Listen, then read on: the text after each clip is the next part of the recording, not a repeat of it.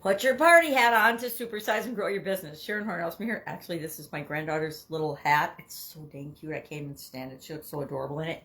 It was her big sister's and now it's hers. Anyway, today our idiom for supersize your business is to put your party hat on. This is one of those idioms that the origin isn't really clear, but it's suspected to have come about in the 20th century, probably in the United States, where people often donned hats and costumes for different celebrations and for different occasions to have more fun, to join in the festivities, to kind of dress the part of celebrating, to engage people and encourage them to participate in the fun and the festivities and the celebration. So what does this have to do with growing and building and supersizing our business? Well, kind of a lot, actually. I remember when we were kids, back in the day, I'm old enough to remember that when you went to church, you wore a hat. When we were little girls, every Sunday, my mom would dress all four of us up and put us in our little Sunday dresses and our little hats.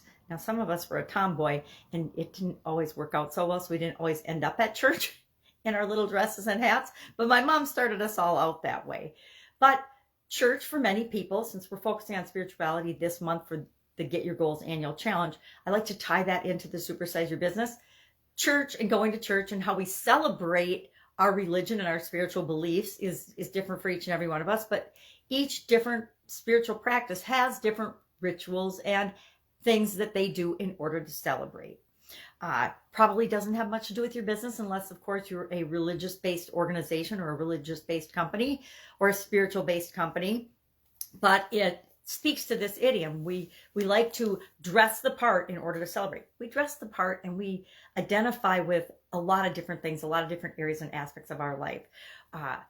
And it seems as time goes on, the lines between what isn't acceptable, what isn't professional, those lines blur. I remember when every single day in corporate America, you wore the expected uniform, even though it wasn't a uniform. Remember, I started my career out of college at Procter & Gamble, and you wore either a navy blue or a black suit, everybody. And then you wore a white shirt, and you could dress it up with some kind of a red tie or a red bow tie or something if you really were outrageous. But for the most part, navy, black, white shirt, and ties for gentlemen.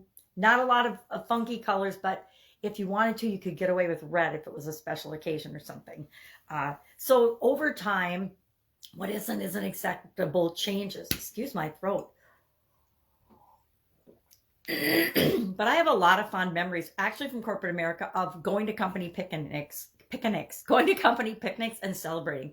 One of the most fun things I think about the 80s and 90s and even the 70s, when my dad worked for 3M, every summer, my sisters and I looked forward to going to the company picnic. It was a celebration of our families and work from actually my dad's work. But then as I went to work in corporate America, you know, Procter & Gamble and some of the other big companies I worked for, we had amazing and fun celebrations. I even got to plan some of those for a big newspaper I worked for when I first joined that organization. My first project, as it had nothing to do with the department I was running, but my first project, I think it was because I was the only woman, was to plan our family celebration and the open house and the big party that went along with opening the production facility to our families and bringing our families into that, which was a fun celebration. And we all, believe it or not, made paper hats out of newspaper because it was a newspaper for all of our friends and family. So we put on our party hat to enjoy the festivities and have a great time celebrating.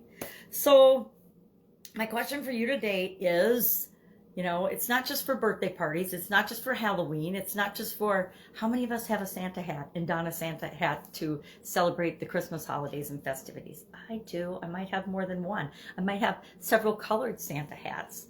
But share in the comments below, what do you do as you're growing and building your business to celebrate along the way, to celebrate the people that you work with, to celebrate your customers, to celebrate the milestones and the successes that you achieve in your business? Because if we don't celebrate those, if we don't acknowledge those and have gratitude for those, guess what? It makes it harder to get the next milestone, the next thing that we want. All right, have an awesome day. If I can help in any way, ask. Otherwise, I will be with you tomorrow with another interesting idiom.